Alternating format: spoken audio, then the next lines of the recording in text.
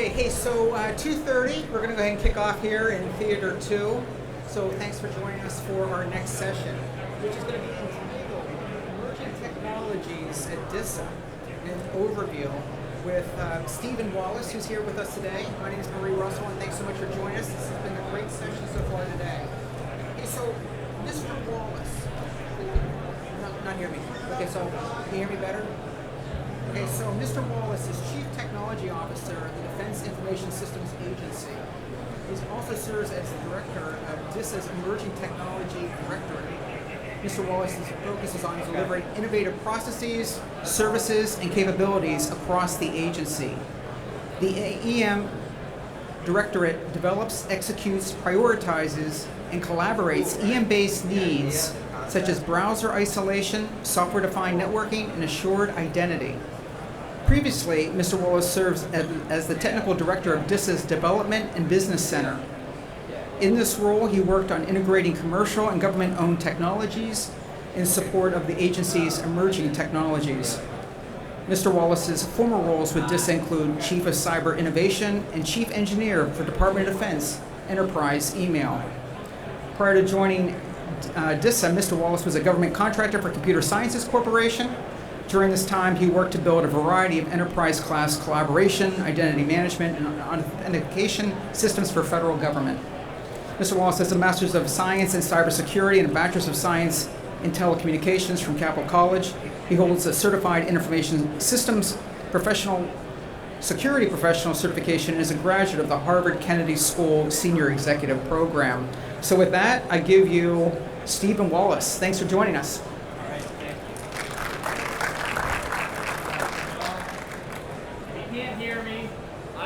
Up over top of everybody else up there, right? Go on, it's hot.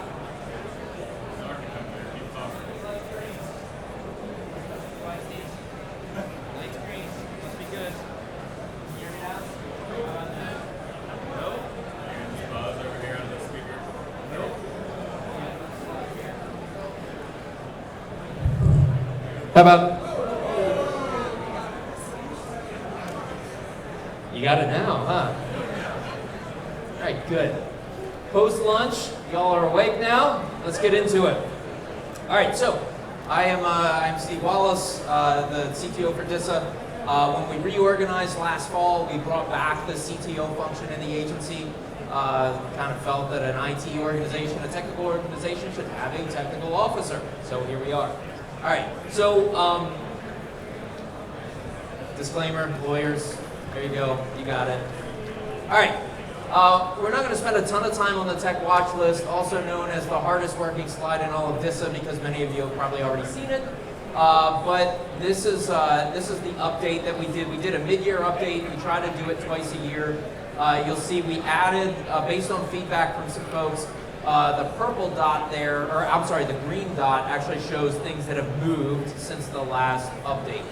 So things like Icam has moved into deploy.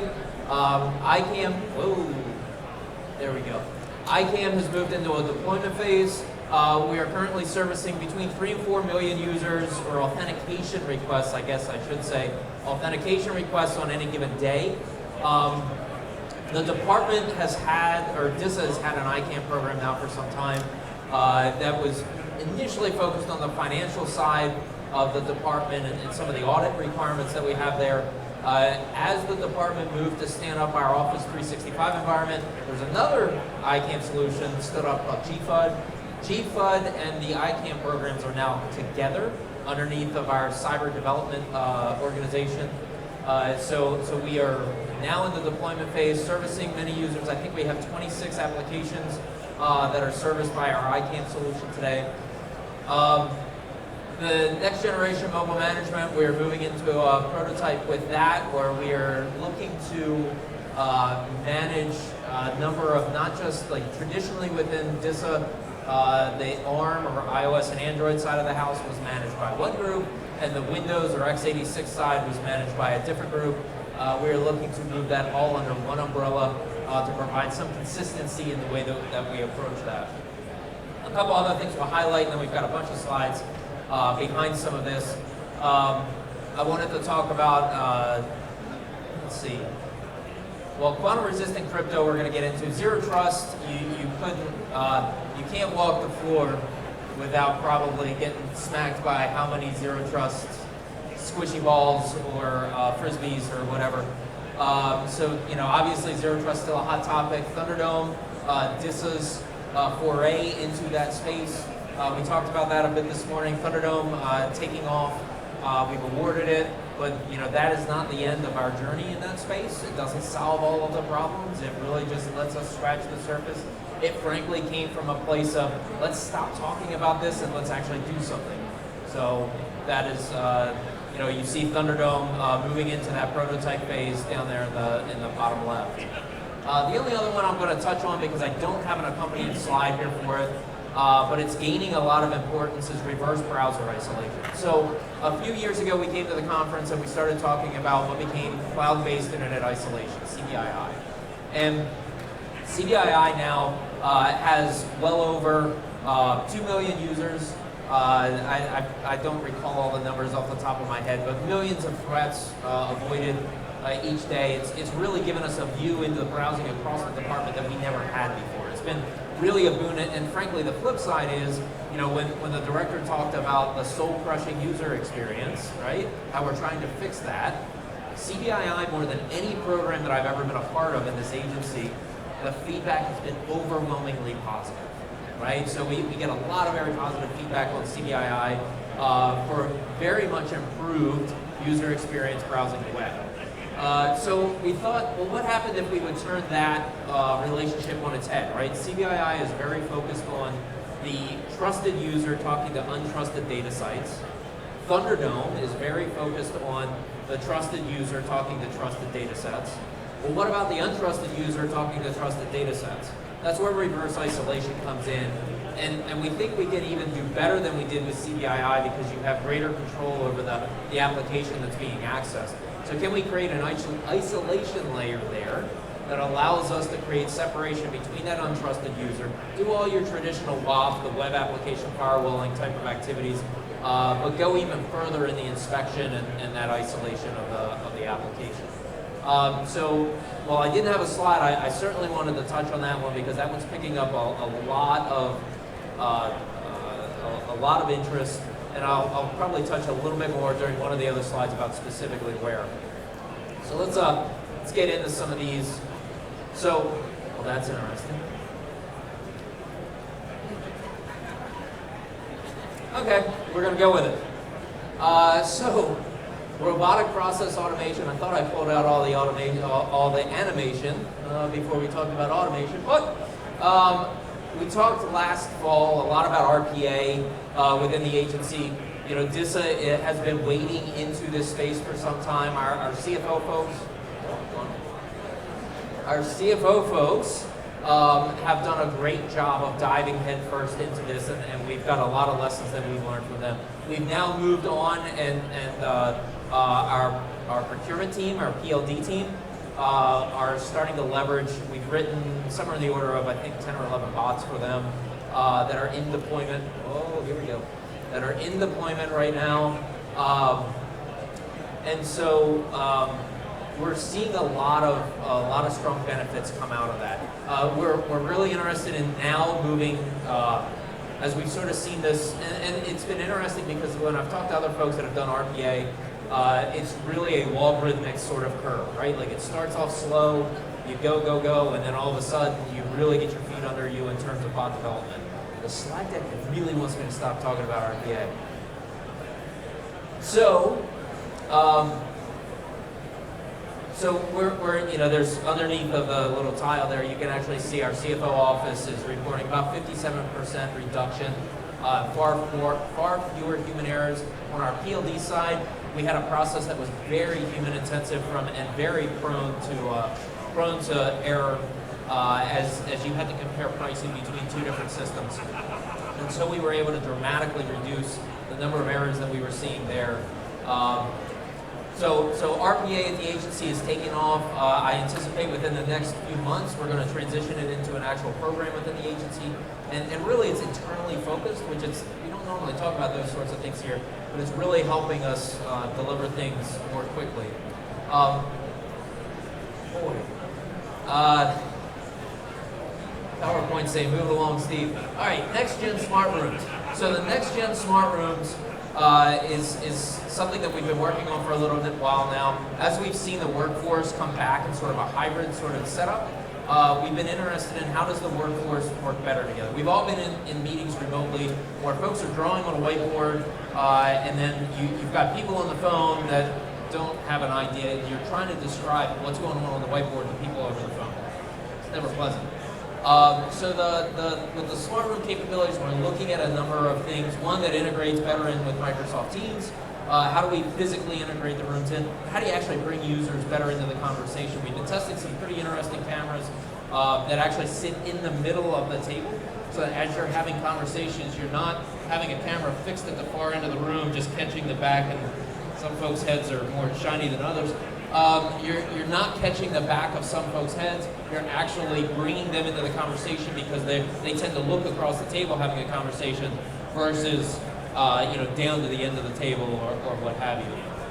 So we're in the agency about to stand up 6 rooms where we're going to pilot different capabilities. That should happen within the next couple of months. We're ordering the equipment as we speak.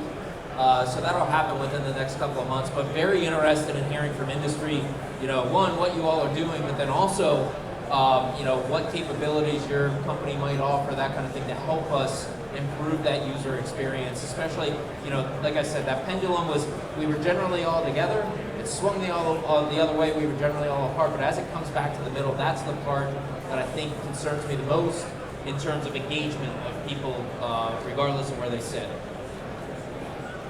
All right, quantum resistant crypto. We've talked about this one for some time. We're going to have some efforts beginning in FY23 with QRC. This one I can't say enough about in terms of the level of concern, right? This one I see as the next. This is what I see as the next Y2K, at least in my mind, right? You know that quantum computers are coming. We know of the likely impact that it's going to have on existing encryption capabilities. We know it's coming, period. Now, I will also say, and please let me share this enough, this is not to poke at industry, but when we are looking for QRC capabilities, one, we're looking at compliance with the NIST standards that are coming, right? NIST is in their final selection of crypto algorithms. And we're also looking for use of those particular algorithms. Don't come to us with existing crypto capabilities and say, well, it's quantum resistant because we do these things.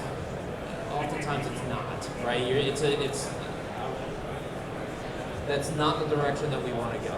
But the other side with QRC that we are concerned about, and with legitimate QRC, is what is the impact on the endpoint?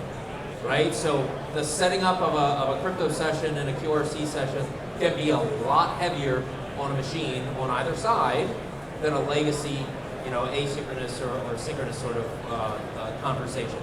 So we're very worried about that. We're looking to take a bottom-up sort of approach, right? So I talk way too much about it, but the OSI stack. So we're looking to start from the bottom of that OSI stack, from that transport layer, and work our way up as we start to test a lot of these QRC capabilities. So this is one that we are very interested in. A gentleman by the name of Deepak Seth is our lead at DISA for QRC. He's somewhere around the floor today, but Deepak is a really good person to talk to about that type of thing. Okay, 5G. 5G comes up in a lot of conversations these days. I get asked all the time, what's DISA going to do with 5G? What's the department going to do with 5G?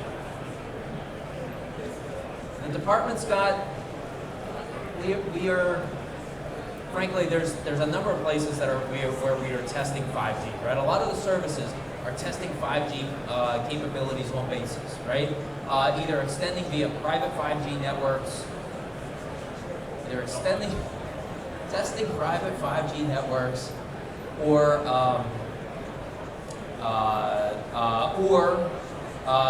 extending commercial networks onto military installations. So couple things in the 5G standard that we are interested in, specifically around slicing, which was also possible in LTE, but it's refined in 5G. And then there's also some, what's the other one? The peer-to-peer capabilities in 5G we're pretty interested in. There's also, through the NDAA, we've been asked to look more closely at 5G monitoring. So, how do we monitor 5G communications?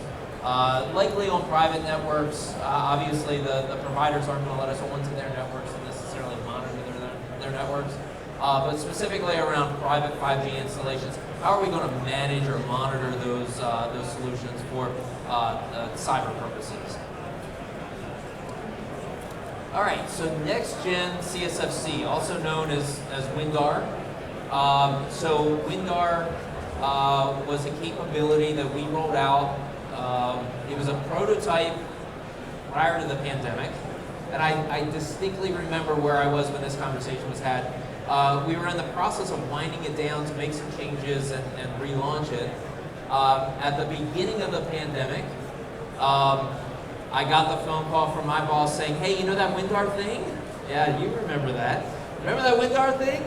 Well, get ready to scale it. We had 5 devices out there at that point. It was taking about 8 hours a piece to build each device. They were very bespoke. And we rolled, and I think, I want to say we're somewhere in the order of 1,500 to 2,000 devices fielded at this time, right? So we dramatically dropped the time that it took to roll out a WinDAR device. And generally speaking, the WinDAR platform has been very good to us, but we're looking at what comes next, right? Not everyone needs a data at rest capability, right? Many people can make do with a VDI sort of solution. In fact, we would probably say the vast majority of people can make do with a VDI type solution. So we want to look at what comes next. Excuse me. We want to look at what comes next from a next generation WinDAR type capability. We've seen a number of solutions that are out here on the floor today, and we've talking with those companies.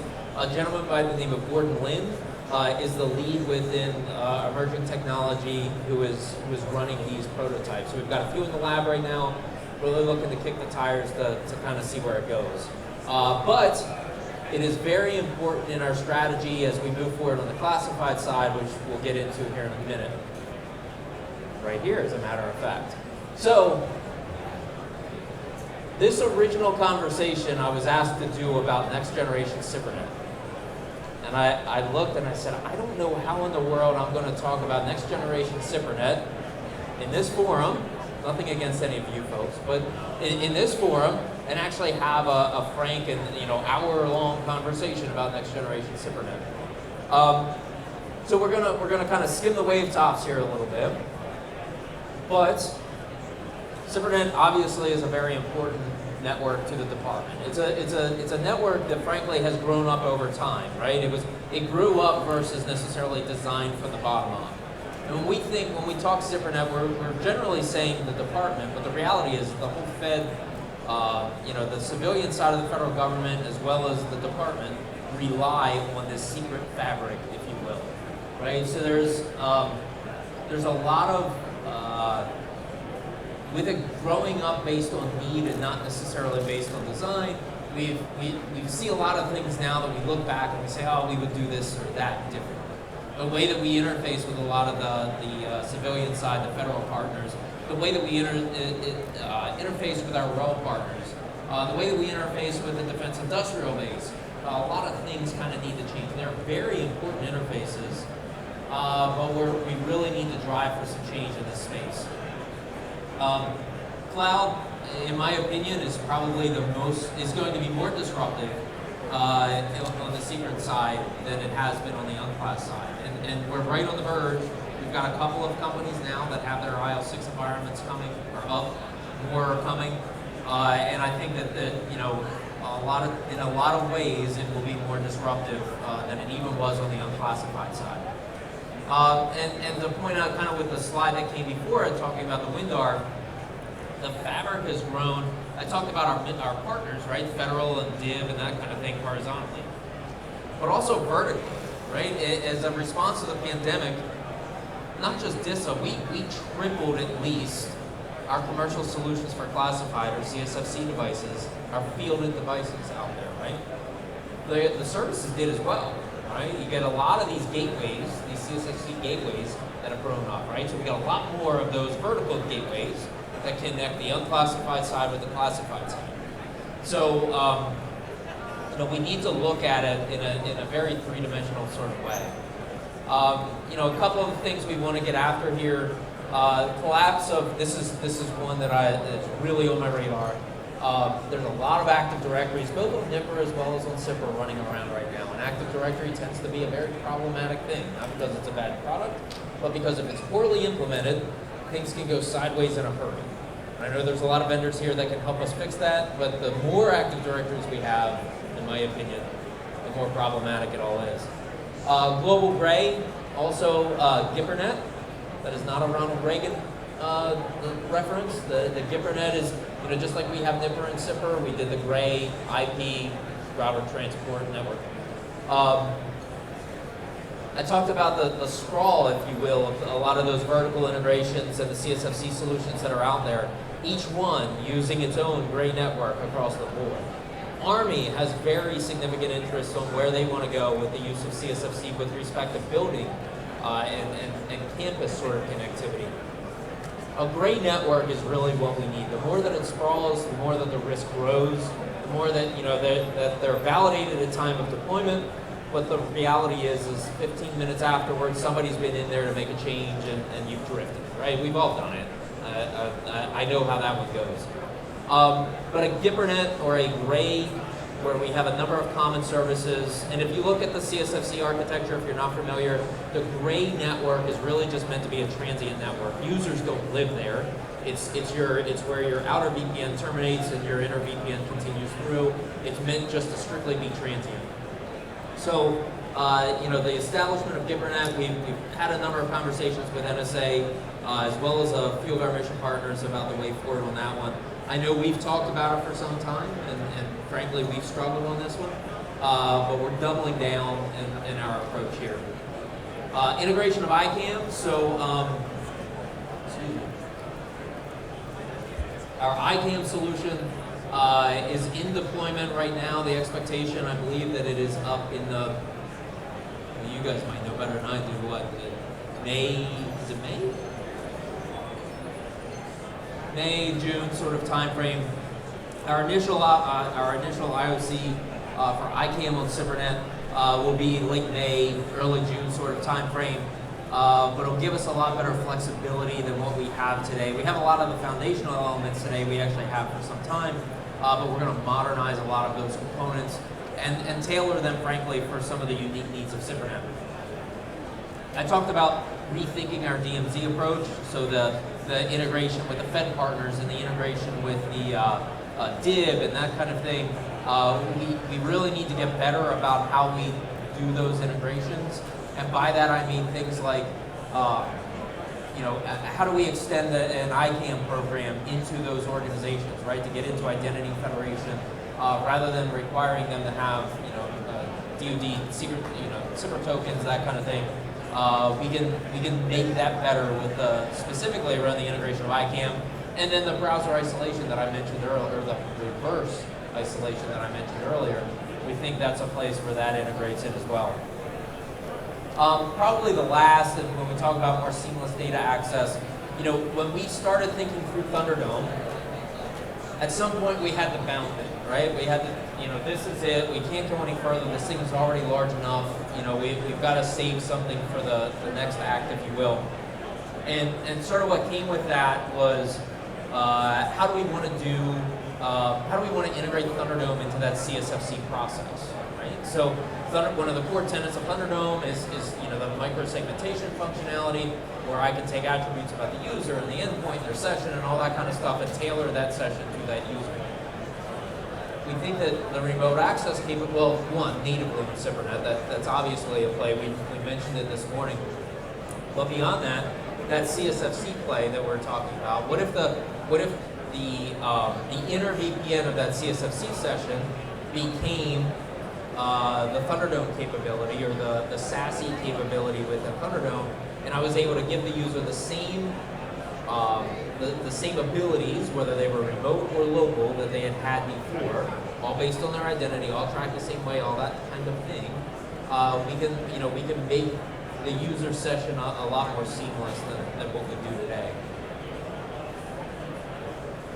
Enterprise Gray, I'm not going to spend a lot of time on this slide because I forgot I had it, frankly. So I talked a lot about this on the last slide, but the CSFC program office is moving to what's called MACP, the Mobile Access Package, Capabilities Package 2.5, which brings a lot more in the way of requirements. So we're looking at how that actually applies to GitRNet, as well as that the WinGAR replacement too. So looking to see how we can make these things sort of gel together, if you will. The next, and the director made reference to this one this morning during his session. So we talked about infrastructure as code and the support that we did with the Afghan mission. And infrastructure as code is quite the game changer for us and a number of our mission partners as well. So the idea is, rather than an organization figuring out time and time again how they're going to deploy their application, can we wrap their app using the infrastructure as code approach, leveraging the native capabilities in a given cloud environment to provide them with those native protections right out of the box. So they're not redoing that again and again and again.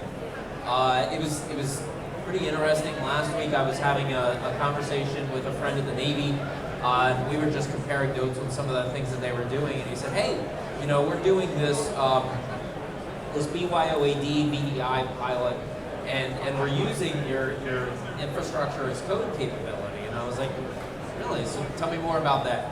And he said they were able to, I think it was by take about a quarter of the time that it was taking them to deploy before, and obviously much more consistently. They're deploying their BDI capability, rolling out different pods more quickly, and taking advantage of the inherent capabilities within these cloud providers. And for us, in my mind, it sort of straddles the two worlds, right? You have the challenge of potentially writing your application and take advantage of a lot of the native cloud capabilities and all the baggage that comes with that. And frankly, it makes the capability possibly less portable. Or you supply all those capabilities yourself, and you're portable, but then you've got the challenges of developing a lot of those integrations yourself. This, what the team has done, in my mind, straddles both of those worlds because we've developed those integrations with the native capabilities, so it makes it tremendously faster for the teams to do their integration. Data cataloging pilot, this is one of the first things launched out of our new CDO's office, the Chief Data Office. And so they're running this pilot right now. I don't think it'll surprise any one of you in this audience that data is a challenge, right? We produce a lot of it, but I wouldn't say that we necessarily leverage it as best we can. And whether it be sensor data or endpoint logging data, whatever, we generate a ton of data. And so through the pilot, the idea is that what would it take for us to catalog those data sets, and then the curation is what I'm most interested in. Who keeps up after it? How do we actually do this for the long run? And so this one's ongoing right now out of our CEO's office. It is. I'm really excited to see. I think they moved into their phase 2 recently, so I'm really excited to see what comes out of this one. All right, just a couple more slides left. This one's about so I get asked quite often, well, how do we as industry get more engaged with DISA, with the department? How do we learn more about what you guys are facing? So we have these technical exchange meetings that are run by our team within emerging technology. We threw a few of the priority items in here. But this is your best opportunity as industry to bring something to the table, to get it in front of the team and sort of get feedback, have a conversation. We generally have a few hundred people on each one of the sessions, so they tend to be pretty well attended. But yeah, that is the best point of entry. It's run by a guy by the name of Joe Kovacic. He's here today, although I haven't laid eyes on him. I heard he's in the building today. So Joe puts these together for us, and we tend to do about 2 or 3 of these a week. Lastly, another opportunity to get involved is the cooperative research and development activities, or agreements. I always swap the two. But the CRADA process, it's a standard one within the department, but the CRADA process is run out of emerging technology as well by a lady by the name of Juanita Bose. So next time I will check for automations in these slides. Anyway, so Juanita runs this program for us. We've run a number of things. I look out, I see a few of you that we've actually done CRADAs with before.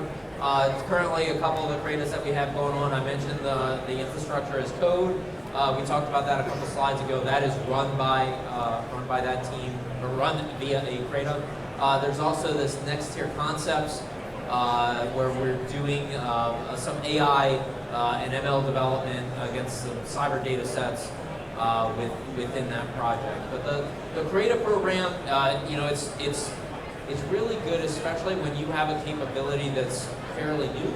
We like to run it through the CRADA process because it gives us a back and forth. You learn something, we learn something. So long as we can agree on the data ownership after the fact. Generally, it's anything that is generated that is government specific belongs to us. But any of the ideas that you generate out of that, I believe, belong to you. But Juanita can talk a whole lot more about that one. I think that is, yep. That is, I might get to go home early. So I wanted to save some time for some questions. So happy to I stole the microphone, but I'll happily put it back and go up to the podium here if anybody's got any questions. The one thing I do want to hit on, let me back up. One more, there we go. You'll see that our monitoring ring there is getting a little lean. Whereas prototyping and deployment is getting a little bit busy. The deployment stuff will fall out in the next iteration of this. Prototyping is getting a little busy. Planning's pretty good. I need more technologies to monitor, right? But I'm looking for spaces, not necessarily, hey, look at my product XYZ. I don't mind having that conversation with you, but technology spaces where we should be looking at, not vendor specific, vendor agnostic, but specific places that we should be looking at that you feel would be interesting to our mission. I'd love to hear more about. We will publish a new version of this fall. We usually do it right around the start of the fiscal year. I look forward to adding more things onto this thread. So with that, I'll pause and look for any questions. Hang this back up now.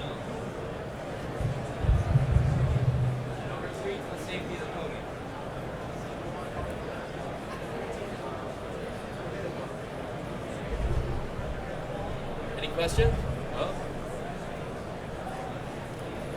Well.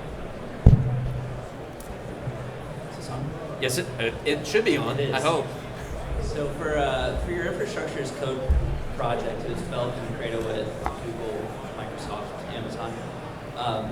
Is it cloud agnostic across those cloud platforms, and how similar is it to the native infrastructure as code capabilities that they bring commercially?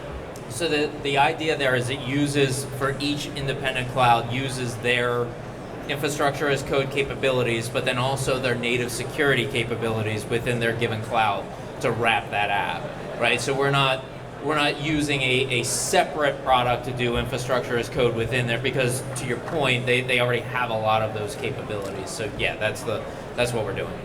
Okay, and kind of follow on question there, who within your office is heading up that project? Yeah, I should have mentioned his name, and why am I completely blanking on it right now? It's run out of our hosting and compute, the hack organization.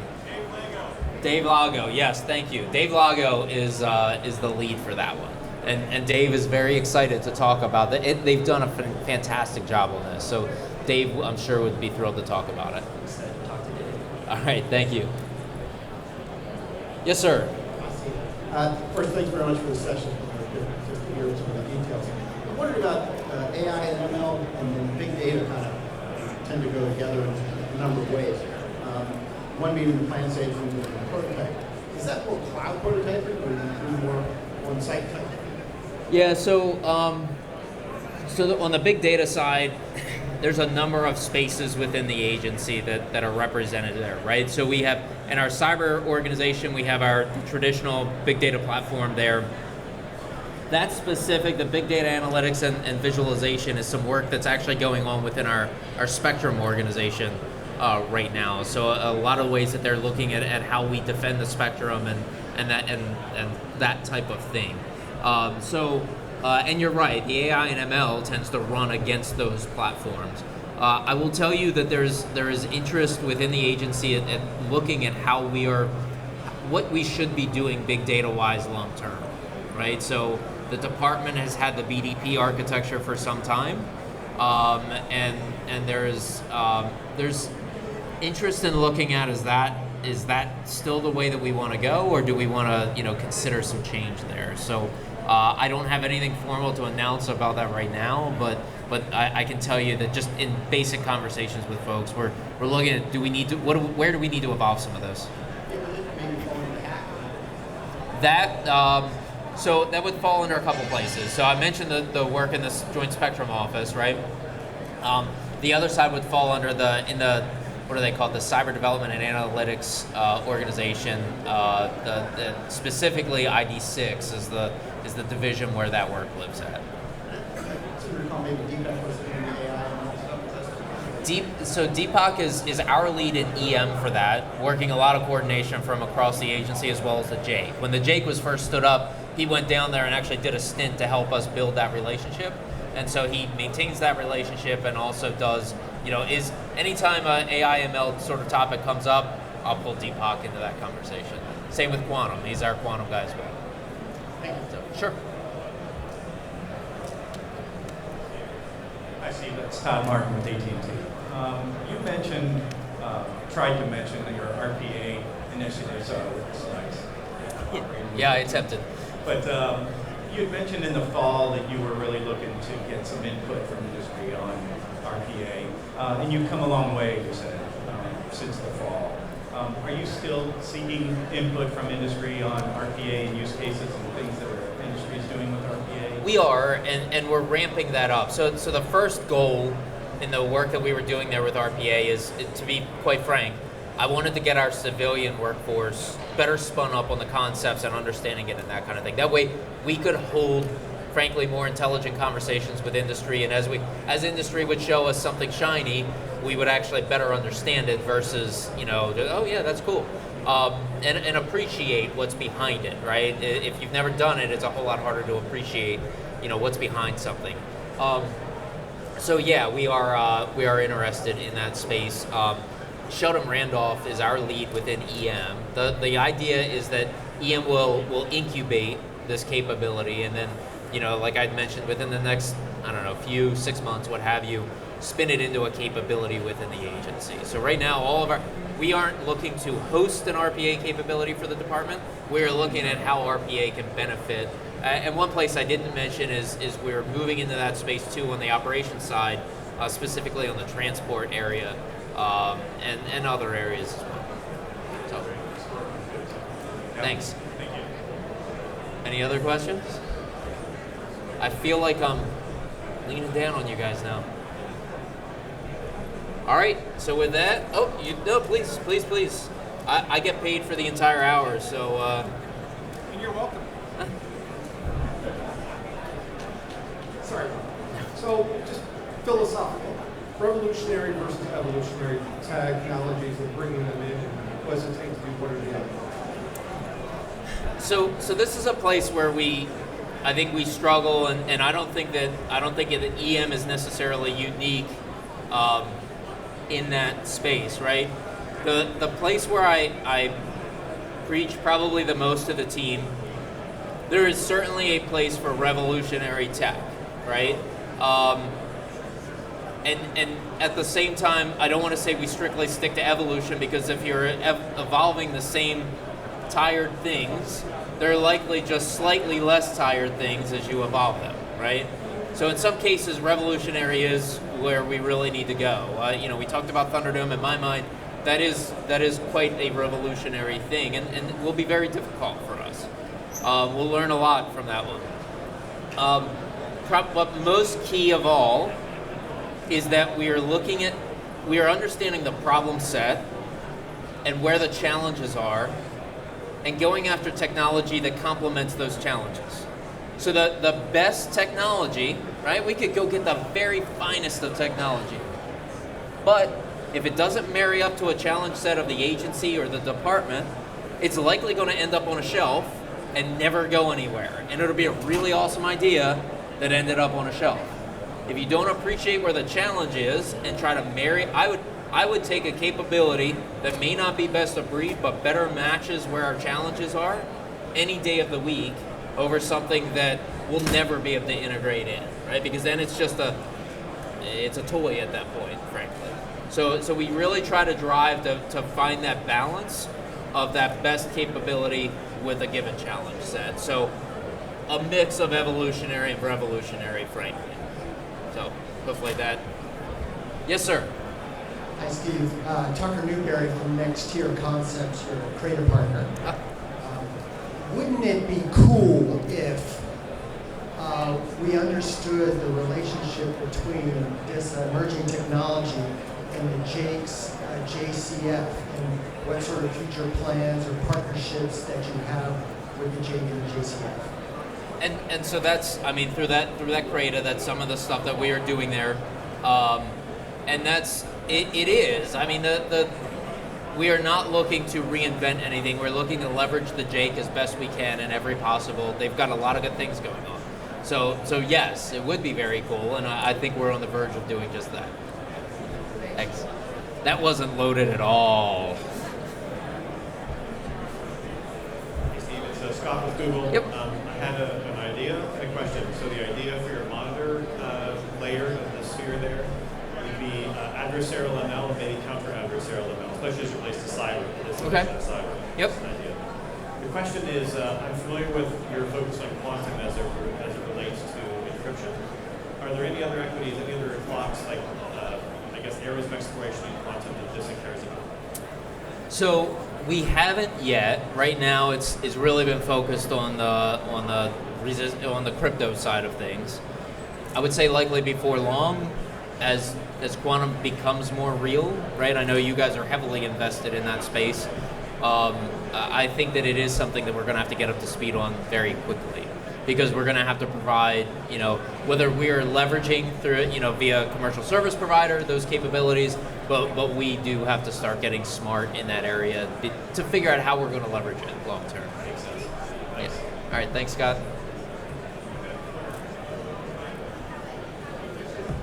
Oh, look, somebody came to join us. Okay, any last questions? All right, thanks everybody. Hope you enjoy the rest of your show. Have a great day.